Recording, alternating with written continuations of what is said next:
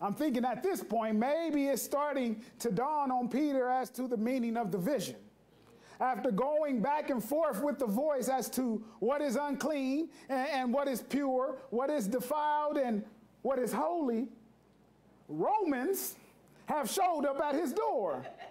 And the Spirit has instructed him to accompany them. Yes, yes. The Jews at this time in their history are militarily occupied by the Romans. Yes, yes. They hated the Roman influence. Yes. And they just plain hated the Romans. Yes. They looked at the Romans as defilers of the land and defilers of their religion. Yes. Because of their overwhelming influence and regulation on their way of life. Yes, yes, yes. The significance of the vision was not that there were different dietary adherences God had prepared for Peter, but that there were new people to which Peter was being called to carry the gospel message. Yes, yes, yes, yes. The application of Peter's vision is becoming clear now, as God is preparing the gospel to reach every corner of the globe, every continent, every country, every state, every city, town, village, and tribe.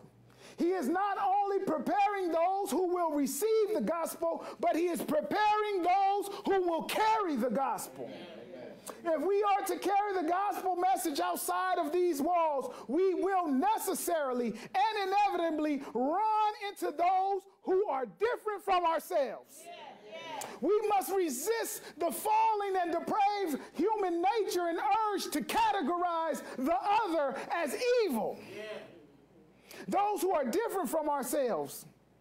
I'm reminded of the words of Ravi Zacharias. He says, for reasons of pride or race, place, grace, or face, human beings somehow always make room for hate.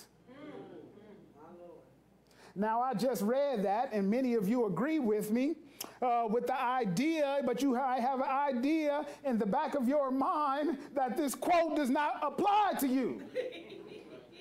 But search your heart and you will find, often as I do, that we have a disdain for individuals in other groups. And that disdain is shutting down our gospel-centered compassion, and it is stopping us from sharing the message of Jesus Christ with others. Yes, yes, yes. How do you feel about those who are more cautious about coronavirus than yourself? How do you feel about those who are less cautious about coronavirus than yourself? Yes, yes, what is your reaction to those who support President Trump? If hate is what is wrong with our society, then that includes the hate we have for the president and his supporters. Do you have a visceral disgust for the right white racist? Can you share the gospel with that sort of person? Have you demonized those that see racism issues different than yourself? You see, the new term is anti-racist.